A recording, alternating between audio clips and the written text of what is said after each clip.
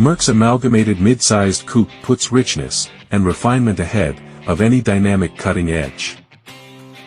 Built at Mercedes' own Bremen factory, alongside the Mercedes-AMG SL convertible, no less, the Mercedes-Benz CLE launches in the UK market later, in 2023 as a fixed-head coupe, and then as a cloth-top cabriolet in 2024.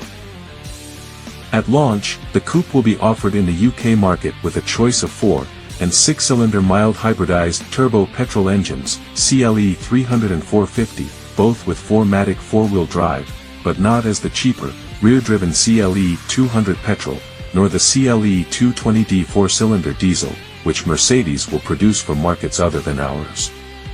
The very existence of the CLE 450, meanwhile, confirms that there must be some E-Class under the skin of the CLE, because the current C-Class was famously the first car of its particular lineage to be designed for no engine larger than 4 cylinders.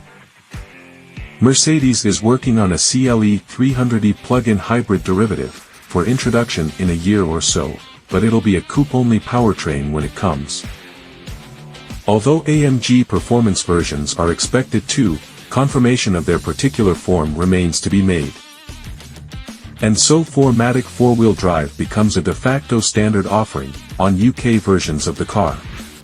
Engines mount in classic front, longitudinal fashion, with coil suspension and conventional steering fitted as standard, and adaptively damped suspension, with 4-wheel steering, the preserve of upper-level models.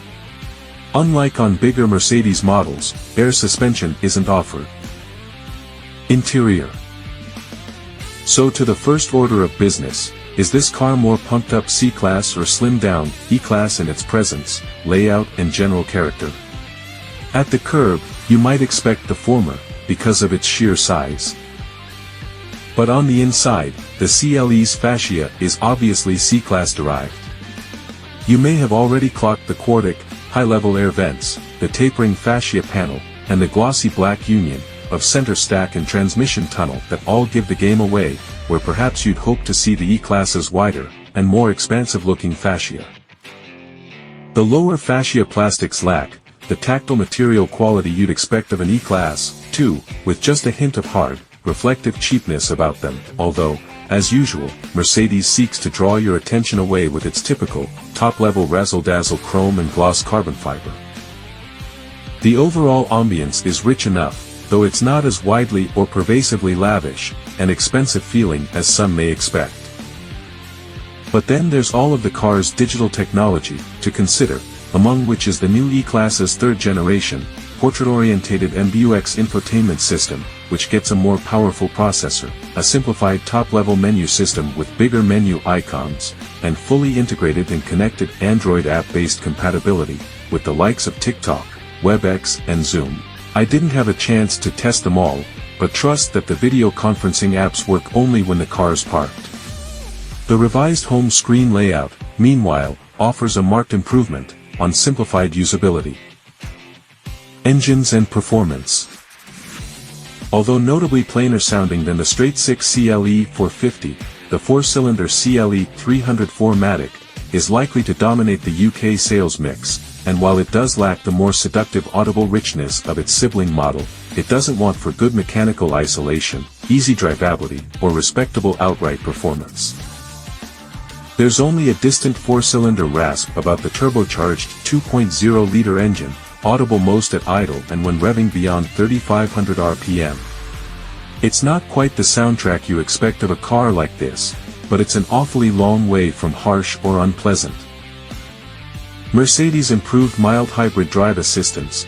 It can now supply up to 23 brake horsepower and 151 pounds-ft of boost, mostly as torque fill while the engine is off boost at low revs, doesn't allow the car to run engine off much.